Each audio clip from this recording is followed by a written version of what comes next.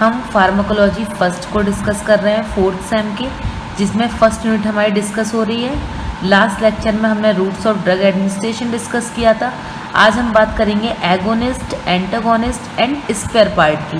तो सबसे पहले हम बात करते हैं कि एगोनिस्ट किसे कहते हैं। एगोनिस्ट ऐसे ड्रग या फिर सब्सटेंस होते हैं जो कि रिसेप्टर के साथ बाइंड हो जाते हैं और अपना सेम फार्माकोलॉजिकल एक्शन शो करते हैं, उसे हम एगोनिस्ट कहते हैं। For example heroine, morphine, opium. अब जो एगोनिस्ट होते हैं 3 टाइप के होते हैं, 3 तरीके के होते हैं। First full agonist, second partial agonist, third inverse agonist. जो फर्स्ट फुल एगोनिस्ट है, इसमें क्या होता है, इसकी एफिकेसी बहुत ज़्यादा हाई होती है और ये अपना फुल रिस्पॉन्स शो करते हैं। सेकेंड पार्शियल एगोनिस्ट ऐसे एगोनिस्ट होते हैं जिनकी एफिकेसी कम होती है और ये अपना रिस्पॉन्स भी कम शो करते हैं। नेक्स्ट है इन्वर्स एगोनिस्ट। जो इन्वर्स एगोनिस्ट होते हैं ये अटैच हो जाते हैं रिसेप्टर से लेकिन अपोजिट रिस्पॉन्स शो करते हैं, उन्हें इन्वर्स एगोनिस्ट कहते हैं। हमने डिस्कस कर लिया एगोनिस्ट। अब हम बात करते हैं एंटागोनिस्ट की।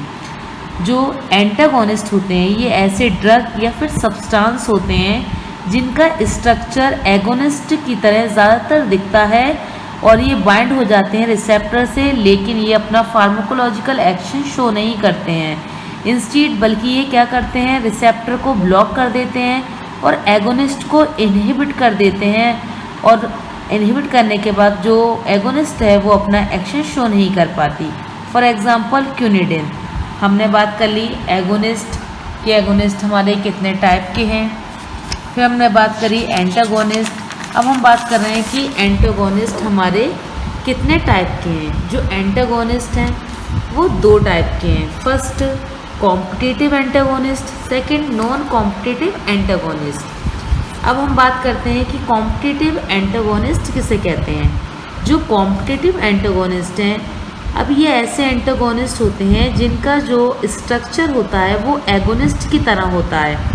तो ये रिसेप्टर पर 100% रिसेप्टर को ब्लॉक कर देते हैं और इनकी जो एफिकेसी होती है कॉम्पिटिटिव एगोनिस्ट की, जो एंटागोनिस्ट हैं 100% एफिकेसी होती है इनकी, और ये इनहिबिट कर देते हैं एगोनिस्ट के फुल रिस्पॉन्स को।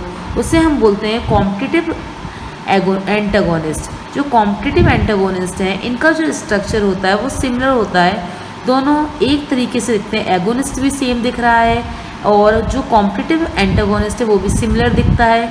तो दोनों में कंपटीशन होता है कि जो रिसेप्टर की साइड है उस पर कौन बाइंड होगा। नेक्स्ट पॉइंट है हमारा कॉम्पिटिटिव एंटागोनिस्ट का, कि इनके बीच कंपटीशन चलता है एगोनिस्ट और एंटागोनिस्ट के बीच। तो जो अगर एगोनिस्ट को रिसेप्टर पर बाइंड होना होता है तो उसका जो कंसंट्रेशन होता है एगोनिस्ट का उसको इंक्रीज़ कर दिया जाता है और जो एगोनिस्ट है वो बाइंड हो जाता है। अगर एगोनिस्ट बाइंड नहीं हो पा रहा है तो एंटागोनिस्ट रिसेप्टर पर बाइंड हो जाता है और जो एगोनिस्ट है उसके एक्शन को ब्लॉक कर देता है। अब नेक्स्ट है हमारा नॉन कॉम्पिटिटिव एंटागोनिस्ट। जो नॉन कॉम्पिटिटिव एंटागोनिस्ट है, नाम से ही पता चल रहा है इसमें कोई कंपटीशन नहीं होता है। ये जो नॉन कॉम्पिटिटिव एंटागोनिस्ट हैं और एगोनिस्ट हैं इनका स्ट्रक्चर भी डिफरेंट होता है। अब जो नॉन कॉम्पिटिटिव एंटागोनिस्ट में क्या होता है कि ये ऐसे एंटागोनिस्ट हैं जो एलोस्टेरिक साइट, एक अलग साइट होती है नॉन एगोनिस्ट की जिसे एलोस्टेरिक साइट कहा जाता है, ये उस पर बाइंड हो जाते हैं, उस पर अटैच हो जाते हैं। उस पर अटैच्ड हो जाते हैं तो जो एगोनिस्ट है अपना पूरा रेस्पॉन्स शो नहीं कर पाता है। अब अगर हम बात करें एगोनिस्ट की, एगोनिस्ट अपनी साइड पर अटैच हो गया। अब जो एक फ्री साइज है जिसे एलोस्टेरिक साइट कहा जा रहा है, अगर उस पर एंटागोनिस्ट अटैच हो जाता है तो जो ड्रग का रिस्पॉन्स है, जो रिसेप्टर होते हैं वो इनएक्टिवेट हो जाएंगे और कोई भी रिस्पॉन्स शो नहीं करेंगे। अब नेक्स्ट है स्पेयर रिसेप्टर। अब जो स्पेयर रिसेप्टर है उसे रिजर्व रिसेप्टर भी कहा जाता है, मींस एक्स्ट्रा एक्शन शो करते हैं। फॉर एग्जांपल अगर हम बात करें जो स्पेयर रिसेप्टर में क्या होता है, जो रिसेप्टर होता है उसकी एक से ज़्यादा साइट होती हैं। तो कोई भी ड्रग होता है रिसेप्टर पर बाइंड हो जा रहा है, 2 साइड पर बाइंड हो गया। अब एक साइड जो होती है जिसे स्पेयर रिसेप्टर कहा जाता है वो खाली रह जाती है, ब्लैंक रह जाती है। तो फिर क्या होता है स्पेयर रिसेप्टर में कि जो एक्शन शो हो रहा है वो 90% एक्शन शो होगा, क्योंकि जो ड्रग का स्पेयर रिसेप्टर पर बाइंड हो गई है वो अपना रिस्पॉन्स शो नहीं करेगी, वो सेव हो जाती है, रिजर्व हो जाती है। और जब in case in emergency situation में जब भी ड्रग के रिस्पॉन्स की ज़रूरत पड़ती है जो कि स्पेयर रिसेप्टर पर बाइंड हो गया है, उसने अपना रिस्पॉन्स शो नहीं करा है, तो at that time emergency time पर वो अपना रिस्पॉन्स 100% शो कर देगी। ये है हमारा स्पेयर रिसेप्टर।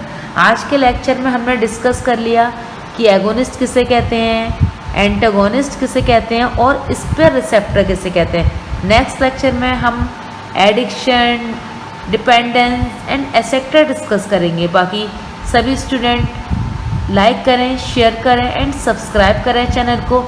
और कोई भी फार्माकोलॉजी का टॉपिक अगर पहले पढ़ना है तो कमेंट कर सकते हैं।